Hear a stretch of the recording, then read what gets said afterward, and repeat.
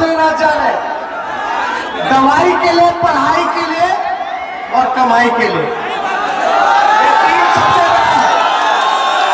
दवाई, कमाई, पढ़ाई, नीतीश कुमार जी ने चौपट कर दिया बिहार में। बोलिए, सच बोल रहे कि नहीं बोल रहे? नमस्कार दोस्तों, स्वागत है आपका आज के मुख्य समाचार में, जिसमें सबसे पहली और बड़ी खबर में जिक्र बिहार के विधानसभा चुनाव का, जिसमें आपको बताएंगे कि ईवीएम में राजद के लालटेन के आगे नहीं था बटन। जी हां दोस्तों, ईवीएम में बड़ी गड़बड़ी इस वक्त सामने आई है, जिसके बाद आरजेडी को इसका नुकसान झेलना पड़ेगा और आरजेडी की जो लालटेन का निशान था उसके आगे बटन ही गायब था। अब आप हमें कमेंट करके बताइए, ये संयोग था या प्रयोग था? क्या ये महज एक चूक थी या फिर बहुत बड़ा षड्यंत्र था? दोस्तों, बेहद बड़ी खबर निकल के आ रही है। ईवीएम जिसमें जनता लालटेन को वोट देती, लालटेन के आगे बटन ही गायब था। इसी के साथ दूसरी बड़ी खबर में आपको बताएंगे कि बिहार चुनाव में हार तय देखकर भाजपा को याद आया पाकिस्तान। ये बड़ा बयान कांग्रेस ने दिया है। और तीसरी बड़ी खबर में जिक्र होगा कि बिहार चुनाव में जीत के लिए कॉन्फिडेंट हैं लालू यादव और पूरे दिन टीवी पर देखते रहते हैं चुनावी हलचल। तो दोस्तों, हर एक खबर की गहराई में आपको ले जाएंगे, लेकिन उससे पहले अगर आपको भी ऐसा लगता है कि ईवीएम का गलत प्रयोग करके सरकार बनाने की कोशिश की जा सकती है, तो आप अभी इस वीडियो को लाइक कीजिए और इस लाल बटन को दबा के इस चैनल को फ्री में सब्सक्राइब करके घंटी बजाकर कमेंट में लिखिए जय हिंद। दोस्तों, रुक करते हैं तमाम बड़ी खबरों की तरफ। बिहार चुनाव, ईवीएम में राजद की लालटेन के आगे नहीं था बटन, 3 घंटे होता रहा मतदान। जी हां दोस्तों, बिहार विधानसभा चुनाव में पहले चरण का मतदान हो चुका है, लेकिन उस दौरान मुंगेर सदर विधानसभा सीट के एक बूथ पर अजीबोगरीब मामला सामने आया। दरअसल यहां ईवीएम में लालू प्रसाद यादव की पार्टी राजद के चुनाव चिन्ह लालटेन के आगे बटन ही नहीं था। इस दौरान करीब 3 घंटे तक ऐसे ही मतदान होता रहा। मामले की जानकारी होने के बाद राजद प्रत्याशी ने हंगामा किया, जिसके बाद ईवीएम बदली गई। इस दौरान राजद प्रत्याशी के चुनाव प्रभारी ने निर्वाचन अधिकारियों पर सुनवाई नहीं करने का आरोप भी लगाया। उनका कहना था कि इस बूथ पर एक तरफा वोटिंग कराई गई। जानकारी के मुताबिक बिहार की मुंगेर सदर विधानसभा सीट के महादेवपुर सामुदायिक केंद्र में बने बूथ पर ईवीएम में गड़बड़ी की जानकारी सामने आई है। यहां ईवीएम में राजद उम्मीदवार के चुनाव चिन्ह लालटेन के आगे वोटिंग के लिए बटन ही नहीं था। हैरानी वाली बात यह है, इस दौरान बिना बटन वाली ईवीएम से ही करीब 3 घंटे तक वोटिंग होती रही। इसके चलते शुरुआती 3 घंटे तक राजद उम्मीदवार के खाते में एक भी वोट नहीं डला। रुख करते हैं अगली खबर की तरफ। बिहार चुनाव में हार तय देखकर भाजपा को याद आया पाकिस्तान, कांग्रेस। जी हां दोस्तों, कांग्रेस ने एक पाकिस्तानी सांसद के बयान को लेकर भाजपा अध्यक्ष जेपी नड्डा द्वारा राहुल गांधी पर निशाना साधे जाने के बाद बृहस्पतिवार को उन पर पलटवार किया और आरोप लगाया कि बिहार विधानसभा चुनाव में हार तय देखकर भाजपा को फिर से पाकिस्तान की याद आने लगी है। पार्टी प्रवक्ता गौरव वल्लभ ने यह भी कहा कि नड्डा को पाकिस्तान के बजाय भारत के टेलीविजन चैनल देखने चाहिए। उन्होंने संवाददाताओं से कहा, क्या भारतीय चैनल इतने खराब हैं कि भाजपा अध्यक्ष को पाकिस्तानी चैनल देखने पड़ते हैं? उन्हें भारत के चैनल देखने चाहिए। मैं उन्हें बार बार सलाह देना चाहता हूं कि वह पाकिस्तान की संसद के बजाय भारत की संसद पर ध्यान केंद्रित करें। क्या उन्हें पाकिस्तान में चुनाव लड़ना है? वल्लभ ने दावा किया, चुनाव के समय भाजपा को पाकिस्तान को याद आता है। इस बार फिर से पाकिस्तान याद आया, क्योंकि बिहार के पहले चरण में महागठबंधन को 71 में से 55 से अधिक सीटें मिल रही है। भाजपा को पता है कि वे हार रही है। कांग्रेस नेता तंज कसते हुए कहा, जब देश के लोग रोजगार, कोरोना, बाढ़ और अर्थव्यवस्था की बात करते हैं तो भाजपा के नेता पाकिस्तान के चैनल देखने लगते हैं। बिहार में केपीके का मॉडल नहीं चलेगा, बिहार में सुशासन का मॉडल चलेगा।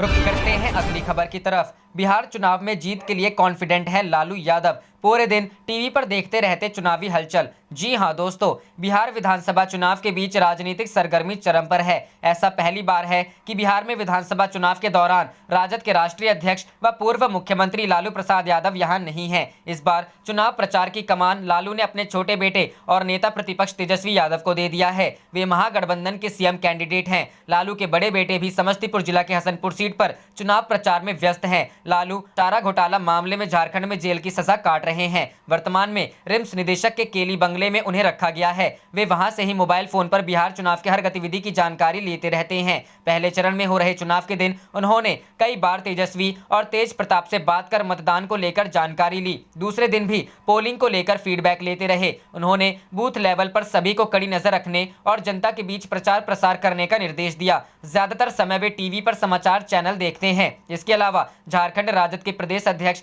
अभय सिंह और उनके अन्य सहयोगी लालू को बिहार चुनाव से जुड़ी हर छोटी बड़ी खबर से अपडेट रखते हैं। मोबाइल पर भी चुनाव की बातें राजद के सुप्रीमो केली बंगले से ही चुनावी कमान संभाल रहे हैं। देर रात तक टीवी में बिहार की राजनीति, वहां के नेताओं से बातचीत इसकी तस्दीक कर रहे हैं। रिम्स के सूत्रों के अनुसार लालू प्रसाद पिछले कुछ दिनों से हर दिन सुबह से शाम तक बिहार के नेताओं से बातचीत कर उन्हें दिशा निर्देश देने में लगे हैं। केली बंगले के सूत्रों ने बताया कि बीते दिनों बंगले का डिश रिचार्ज खत्म हो गया था। लालू प्रसाद के सेवादारों ने इसकी सूचना प्रबंधन को दी, जिसके बाद रिचार्ज कराया गया। लालू प्रसाद टीवी में न्यूज चैनल खोल बिहार की राजनीति में पैनी नजर बनाए हुए हैं। हमरे सरकार बनेगी। अभय कुशवाहा ने बताया कि राजद के राष्ट्रीय अध्यक्ष लालू जी इस बार बिहार विधानसभा चुनाव में जीत के लिए पूरी तरह कॉन्फिडेंट हैं। वह हमेशा कहते हैं कि इस बार हमरे सरकार बनेगी। वे तेज प्रताप यादव और तेजस्वी यादव की हर चुनावी रैली को टीवी पर देखते रहते हैं। बता दें कि लालू प्रसाद यादव दिसंबर 2017 से रांची के बिरसा मुंडा सेंट्रल जेल में चारा घोटाले की सजा काट रहे थे। हाल ही में उनके स्वास्थ्य की उचित देखभाल के लिए उन्हें रिम्स के निदेशक के बंगले में शिफ्ट किया गया है।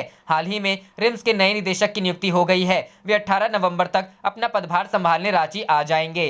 रुख करते हैं अगली खबर की तरफ। बिहार चुनाव, पायलट बोले 10 को एनडीए की विदाई तय। एलजेपी बीजेपी की सच्चाई हर किसी को पता। जी हां दोस्तों, बिहार विधानसभा चुनाव में पहले चरण का मतदान होने के बाद अब दूसरे चरण की तैयारी है। गुरुवार को कांग्रेस नेता और राजस्थान के पूर्व डिप्टी सीएम सचिन पायलट ने पटना में प्रेस कॉन्फ्रेंस की। सचिन ने यहां कहा कि महागठबंधन की सभाओं में उत्साह दिख रहा है, जिससे बदलाव निश्चित है और 10 नवंबर को एनडीए की विदाई भी तय है। सचिन पायलट ने यहां कहा कि इस बार बिहार चुनाव का एजेंडा आरजेडी कांग्रेस तय कर रही है, जिसके बाद मजबूरन बीजेपी जेडीयू को हमारी बातों का जवाब देना पड़ रहा है। जब राजद ने कहा कि हम 10 लाख नौकरी देंगे तो बीजेपी ने मजाक उड़ाया, बाद में खुद 19 लाख रोजगार की बात की। सचिन पायलट ने कहा कि लोजपा और भाजपा के खेल को बिहार का बच्चा बच्चा जानता है। सचिन ने कहा कि लालू जी के परिवार के लिए जिस प्रकार की भाषा का उपयोग हो रहा है वो बीजेपी की बौखलाहट दिखाता है। कांग्रेस नेता बोले कि बिहार सरकार ने लॉकडाउन के वक्त जो रवैया अपनाया वो अशोभनीय था। कोटा में बिहार के बच्चों को मंझदार में छोड़ दिया गया था। सचिन पायलट इससे पहले पार्टी के लिए मध्य प्रदेश के उपचुनाव में प्रचार कर रहे थे और अब बिहार का रुख किया है। आपको बता दें कि बिहार में दूसरे चरण के लिए 3 नवंबर को कुल 94 सीटों पर मतदान होना है। ऐसे में अभी से ही राजनीतिक दलों का प्रचार जारी है। कांग्रेस नेता राहुल गांधी ने भी बुधवार को बिहार में चुनावी सभाओं को संबोधित किया था। वहीं गुरुवार को कई राष्ट्रीय नेता प्रचार में उतरे हैं। बिहार में महागठबंधन की अगुवाई कर रहे तेजस्वी यादव भी लगातार प्रचार में जुटे हुए हैं। गुरुवार को तेजस्वी की बिहार में कुल 13 सभाएं हैं। रुख करते हैं अगली खबर की तरफ। पहले फेज के चुनाव के बाद सभी कर रहे जीत के दावे। आरजेडी बोली तेजस्वी को मिला अभूतपूर्व समर्थन। जी हां दोस्तों, बिहार विधानसभा चुनाव में पहले चरण की वोटिंग प्रक्रिया खत्म होने के बाद सभी दलों और गठबंधन ने अपनी जीत का दावा करना शुरू कर दिया है। बिहार की 71 सीटों पर हुए दूसरे चरण के चुनाव में महागठबंधन ने 55 से 58 सीटें जीतने का दावा किया है। बीजेपी नेता असफर शमसी ने कहा कि पहले फेज की वोटिंग के बाद एनडीए जीतने जा रहा है। कल के मतदान में भारी उत्साह देखा गया है।